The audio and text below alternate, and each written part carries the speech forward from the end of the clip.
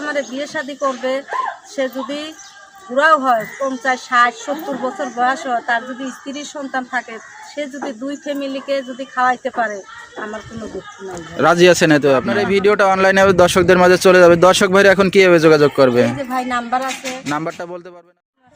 কেমন আছেন? আছি, ভালো আছি আলহামদুলিল্লাহ। মাশাআল্লাহ, ভালো আছেন। নাম কি আপনার? শিউলি। আচ্ছা, নামটা অনেক সুন্দর নাম, শিউলি। খাওয়া দাওয়া হয়েছে সকালে? হ্যাঁ ভাই আলহামদুলিল্লাহ খাইছি। আচ্ছা, খাওয়া দাওয়া হয়েছে, ভালো কথা। তো দেশের বাড়ি কই শিউলির? দেশের বাড়ি সিলেট হবিগঞ্জ। কোন জায়গা থাকেন এখন? এখন বর্তমান ঢাকায় থাকি। আচ্ছা, তো দেশের বাড়ি ছেড়ে ঢাকা কি কারণে?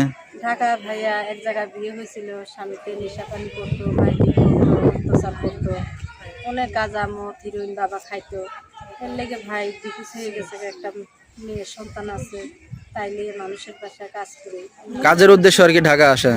আচ্ছা, ঠিক আছে। ভাই তো শিউলি বর্তমান ফ্যামিলিতে কে কে আছে? ফ্যামিলিতে ভাই আল্লাহ ছাড়া কেউ নাই, মা নাই, বাবা নাই। মারা গেছে না ফেলে চলে গেছে? ছেলে শিশু, দেখুন আমার বয়স 7 বছর, সেগুলি খেলায় দিয়ে মা আরেক জায়গায় দিয়ে বসে গেছে, বাবা বিয়ে করে ফেলছে। তো আপনি কার কাছে বড় হয়েছেন?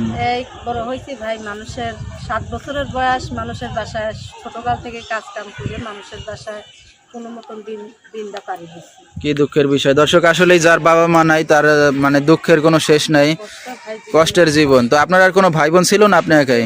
আমার বোনা ছিল একটা ভাই, একটা বোনা ছিল 6-7 মাস ধরে, সে মারা গেছে, হাড়ের সমস্যা ছিল। কি দুঃখের বিষয়। তো বিয়ে শাদীটা কি একাই করছিলেন? বিয়ে শাদীটা গ্রামের মানুষে দিছিল ভাই।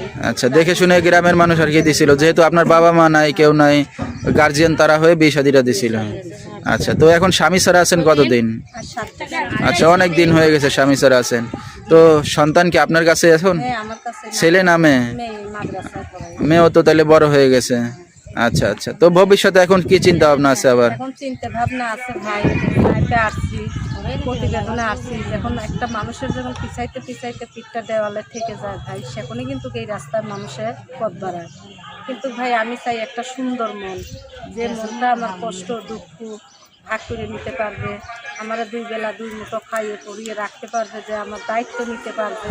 ইনশাল্লাহ সারা জীবন তার পাশেই আমি থাকতে চাই। সে যদি আমার জন্য হাঁটু পানিতে নামে, আমিও তার জন্য সাঁতার পানিতেই নামতে চাই।